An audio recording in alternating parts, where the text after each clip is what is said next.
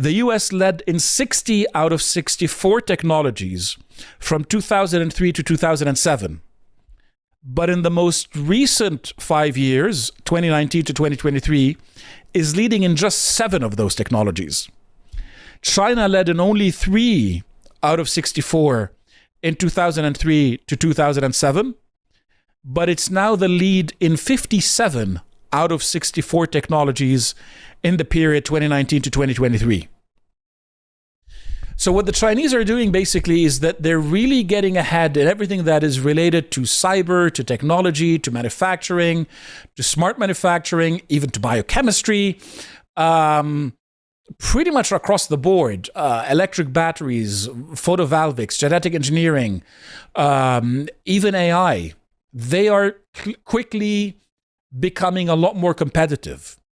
And now the West has awakened to this and is beginning to adjust, meaning that the relative power of China is at its highest, meaning that these trade restrictions that the Chinese are imposing are intended to keep that leading position for longer, but also meaning that over time, the relative power of China is going to decline.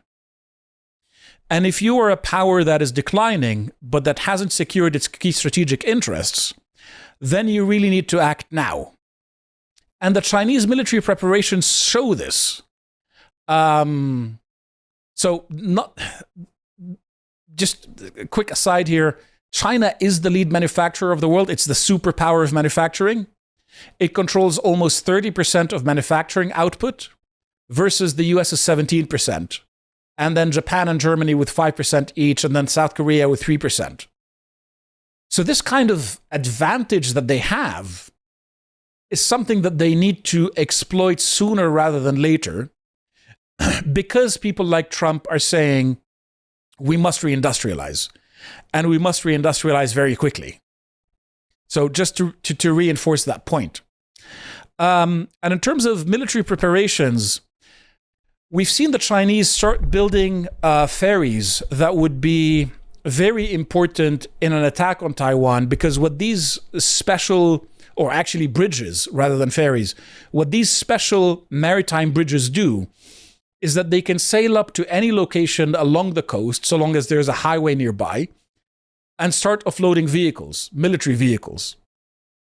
And they're building ferries that sort of plug into these bridges so that the Chinese can ferry troops across the Strait of Taiwan as quickly as possible and get them into Taiwan as quickly as possible.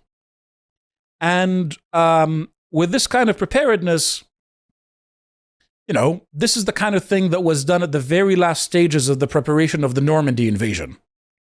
So the US sort of built up its troops in Britain, they moved all of the soldiers, they moved the ships, etc., etc. And then at the last moment, they built the bridges that would go to shore and allow soldiers and equipment to unload. And the Chinese are building that now. Plus, they're fortifying all of their military bases anywhere near Taiwan. And they are building a whole new military city near Beijing with massive underground components. And this is going to end up housing the leadership of the Chinese military in the event of a war. And it's built to be nuclear resistant. And knowing that the breakneck pace at which China engages in these massive projects, this thing could be ready in a year's time. So they're preparing themselves for a situation where they are in a full confrontation with the West. And the objective, the initial objective, is going to be Taiwan. But as I'm going to explore a little bit later, they may not really just stop at Taiwan. Plus, one of the things that China is doing and that President Xi Jinping keeps on doing is that they keep on purging their top military command.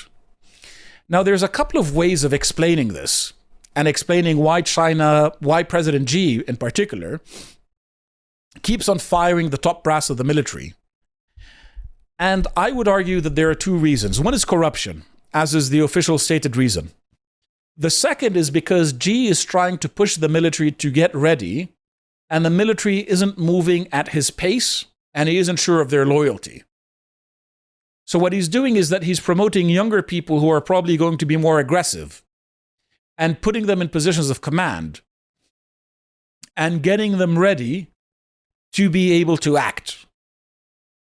And you see this kind of churn in a context where where really there's some kind of conflict between the political leadership and the military leadership. And the political leadership is just trying to hurry the military along. And the Chinese have had problems. They've had problems building their aircraft carriers. I think one of them had cracks on its surface, meaning that jets can't fly from it properly. They're accelerating the building of aircraft carriers, but Taiwan is quite close to their shores. It's not a massive distance. They need the aircraft carriers to go further afield.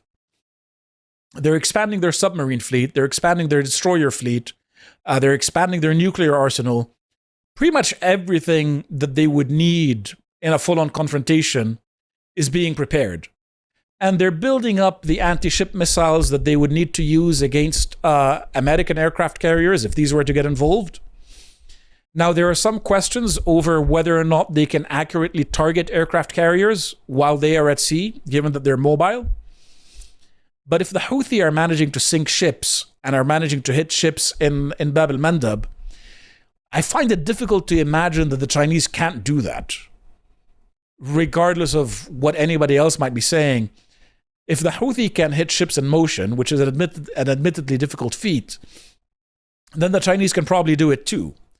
The problem that the Chinese have had is that their submarines are too noisy, but that's something that is quite solvable with some help from the Russians.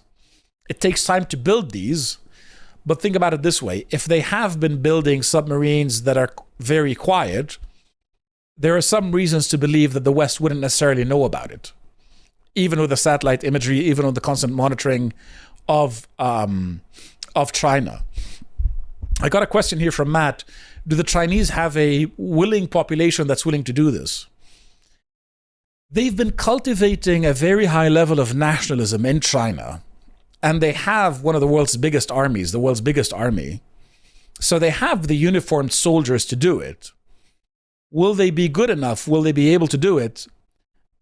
Probably this is a serious military. This is a very serious military. And they've always thought that one of their problems is way too many people. And given the extent of control that they have over society, they can do forced conscription much more easily than most. As we're going to mention, the Germans are trying to do some kind of conscription and it's falling apart. Now, why do I think that the Chinese believe that they must have Taiwan? This is an image from marine traffic, and it shows you where the ships are going all over the world.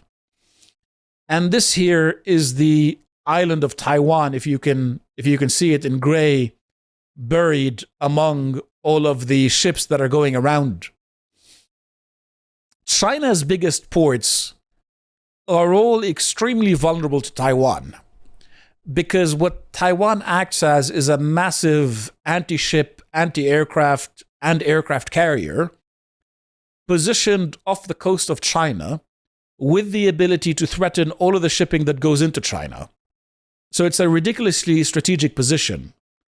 Not just that, but Taiwan also polices a lot of the traffic that goes into South Korea here and that goes into Japan. And these are two American allies. So if Taiwan is in hostile hands, it acts as an anti-ship base, targeting shipping that's going into China. And the US is slowly increasing the flow of weapons that is available to Taiwan with a view towards deterring China. But very often when you try to build up deterrence, it actually backfires because it convinces the other side that you're preparing for offensive operations, not just defensive operations. Now, obviously, Taiwan can't be used to invade China, but it can be used to blockade it. And so for China to have any kind of maritime security, it needs to control Taiwan. The problem is that this brings, very obviously, Japan and South Korea into the picture. And 50% of the world's shipbuilding capability is in the hands of China, and the other 50% is in the hands of South Korea and Japan. give or take a few details. The Indians have some capability, the Russians, some European countries have some capability. The Americans have sort of decommissioned all of their shipyards for the most part. But really, China, South Korea, and Japan are the countries that are really closest to being able to challenge China in a maritime way. They're also ridiculously vulnerable to Chinese missiles given their geography and given their locations. And as we saw with Israel, Iranian attacks against Israel depleted around 25% of the 15% or 25%, I think 25% of the total stockpile of THAAD missiles, terminal high altitude air defense missiles. These are the kinds of missiles that you would need to intercept what the Chinese have. If you enjoyed this piece of premium content from the Lotus Eaters, head to our website where you can find more.